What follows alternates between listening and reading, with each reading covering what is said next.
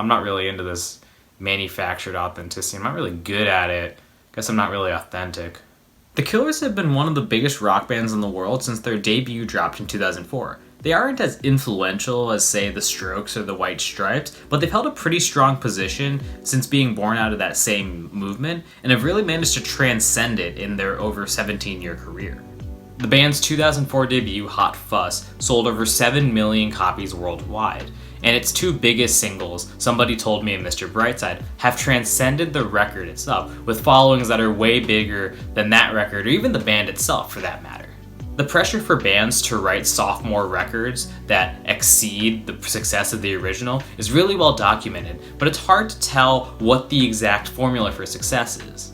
Some may say it makes sense to copy the tricks of the debut, and others may say it makes sense to forge new ground and to come up with a radical reinvention. The Killers sat right in the middle of this conundrum when recording and releasing their 2006 sophomore record, Sam's Town.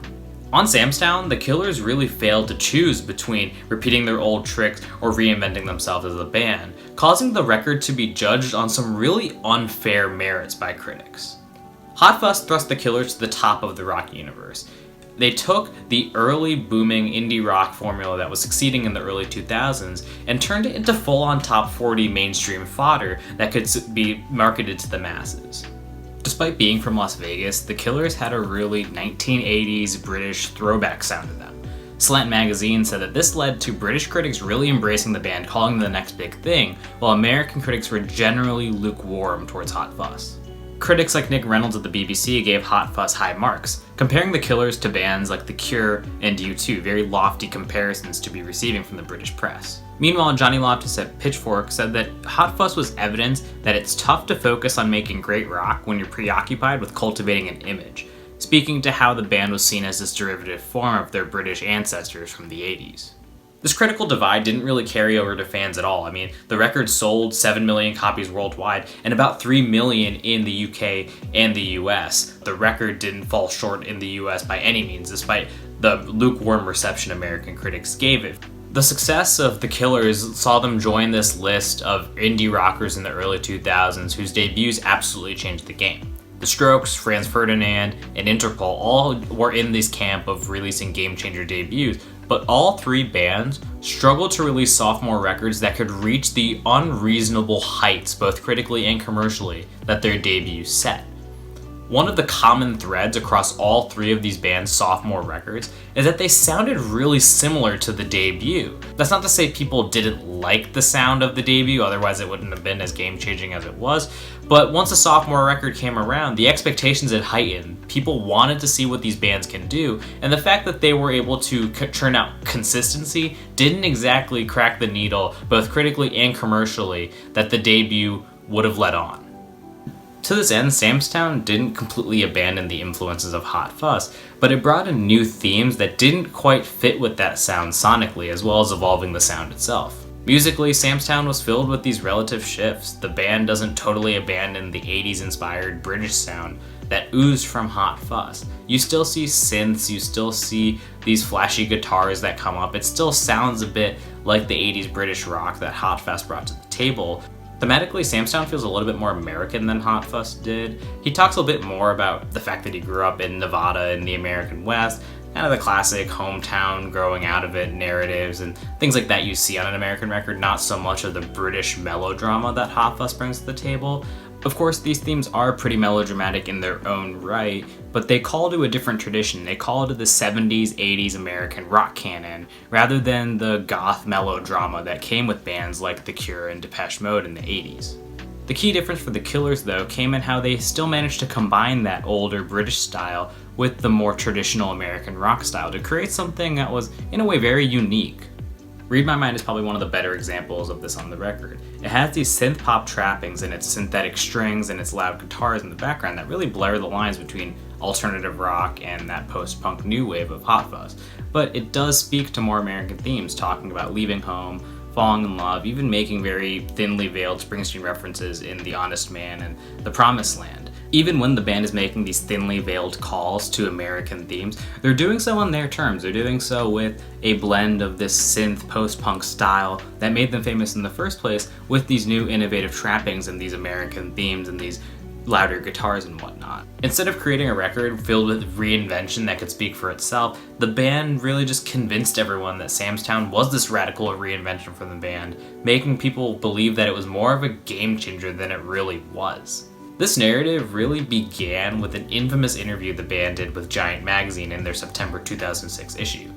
It was the band's first interview for the new record, and lead singer Brandon Flowers went all in on his own confidence around it. He said that, "If somebody asks me what I think about it, I'll say it's the best record in 20 years. While American critics seemed indifferent to Hot Fuss and its various British homages, the band's attempt to sound a little bit American and present some American platitudes, on top of this confidence and bravado that Flowers went out of the gate swinging with, it definitely had some role to play in why American critics didn't have a lot of great things to say about Sam's Town." This all-American offense is best summed up by Rob Sheffield's infamous Rolling Stone review of the record. He gave it 2 stars, and he wrote that the Killers ditched their cheerfully fake Bowie moves and tried to get heavy by copying Bruce Springsteen. Yes, that means glockenspiel solos. Yes, it means anthems about the road and looking for America and girls named Mary. No, it's not a good move. A comparison like this to Bruce Springsteen may make sense to some degree, but the constant comparisons this record got to Springsteen and other American rock heroes were a little bit misguided, if not bordering on absolutely ridiculous. Rob Mitchum said that Sam's Town relied on creating fictional characters to externalize the band's angst, but they had already been doing this to some degree on Hot Fuzz, the most notable examples being Jenny Was a Friend of Mine and Midnight Snow, both of which were part of this fictional murder trilogy that the band really pushed throughout the Hot Fuss cycle and beyond. Christopher Gray at the Austin Chronicle said that tracks like When You Were Young and This River Is Wild overextended the band as they grabbed for the Heartland's heartstrings, but you had examples on Hot Fuss like All These Things That I've Done, which already show the band trying to punch above their weight thematically. Some of the songs on the 2 records even sound really similar to one another. Uncle Johnny and Andy You're a Star off Sam's Town and Hot Fuss respectively both see Brandon Flowers talking sarcastically about fictional troubled characters over a crunchy rhythmic guitar. Sure, Uncle Johnny sounds a bit more anthemic and the guitar is a bit more arpeggiated, but the two seem to be coming from the same sources in terms of their influences and what they're trying to do musically. Yeah, When You're Young may be filled with all these bizarre metaphors and guitar solos and Heartland comparisons that are really hard to miss, but when you start saying that an album having interludes is all of a sudden some Springsteen copy, then it begins to become a little bit ridiculous. It seems to think that you were just trying to find ways to discuss Springsteen for a record that didn't really try to channel it to begin with. I mean, the band didn't even lean into these comparisons very much. The A&R person who signed them, Rob Stevenson, actually spoke in that interview with Giant magazine, where he said that the band wears their influences on their sleeves. Depeche Mode, The Cure, New Order, and bands like The Cure and Depeche Mode were big when I was 15. This is a band that can do for 15 or 16-year-old kids what those bands did for me. For a band going out of its way to say that they're on the heels of the greatest record released in 2 decades, it speaks volumes when they also lean into the influences that made Hot Fuss and their debut what they were.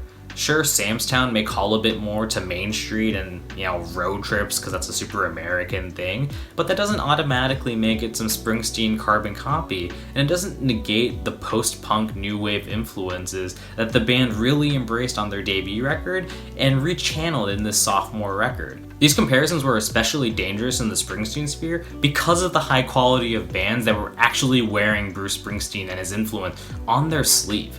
Sam's Town often got compared to the Hold Steady's Boys and Girls in America and the Gaslight Anthem's 59 sound. Rob Mitchum at Pitchfork said the Hold Steady did a much better job than the Killers did of turning life's small moments into monuments through their music. While Chris Fallon at Absolute Punk wrote in 2007 that the 59 sound was the album that the Killers wanted to make with Sam's Town, but were unsuccessful at. Mind you, both of these records are 2 of my favorites of all time, but the fact that they leaned into Springsteen so hard created this bizarre apples to oranges comparison with Sam's Town. Just because the Gaslight Anthem and the Hold Steady were actually trying to sound like Bruce Springsteen, all of a sudden Sam's Town looked bad because it kind of tried to, but really didn't. It didn't really make much sense at all and continues to baffle me to this day. If you look at Sam's Town as a Springsteen copycat record, you're going to see it as a weak one because that's not really what it's trying to do. But if you see it as a Hot Fuss rehash or a clone or something like that, that's a really unfair comparison too, because the band does try to progress their sound in meaningful ways. Ultimately, trying to view the record through one of these two lenses is going to miss a huge chunk of what makes it unique. See, the crazy thing about everything I just talked about in this video is that it doesn't actually matter to any fans of The Killers. The record is one of the band's most successful, the second most successful actually. It sold 5 million copies worldwide, not too far off from the 7 million that Hot Fuss has sold. And it reached gold or higher certification in almost a dozen countries, meaning that success was worldwide. Regardless of what critics had to say about the album, whether it was legitimate or just motivated by Brendan Flowers' bravado, it didn't really matter because the Killers continued to excel commercially, and for the sake of sustenance, that's really all that mattered. That's really all the band needed to set itself up for.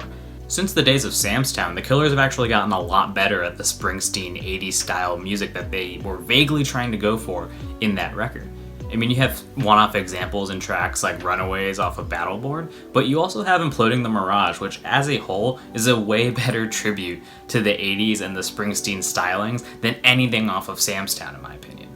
Ultimately, the story of Sam's Town is another example of how critics are not always motivated by pure objective quality of music. Their critiques often come from multiple sources, including past histories with the band. On top of that, it shows how fans will hold the bands that they like to different standards than critics and others will. They're more willing to accept change and more willing to accept innovation in ways that critics are often hesitant to or really quick to judge. All in all, Sam's Town may have failed to choose between innovation and repeating the same tricks, but we ended up getting a really neat record, one that still seems to hold its own 15 years after its release. This is Adit. Thank you so much for watching this episode of No Vacuum, for making it this far. That means you're one of the loyal ones, and if you're a loyal one, that means that you care about my success, so that's a nice thing to have on my side. Back in January, I hit that goal of hitting 10 subscribers by the end of 2021, so now we're just gonna ramp it all the way up. We're trying to hit 100 subscribers by the end of March, so share with your friends, share with your family, share with people you absolutely hate. I'm actually really curious about what those people have to say about these videos, but in any respect, thank you so much for watching this far. Let me know what your favorite Killers song is in the comments, and I hope to see you here for the next one and maybe the one after that. Thanks so much for watching.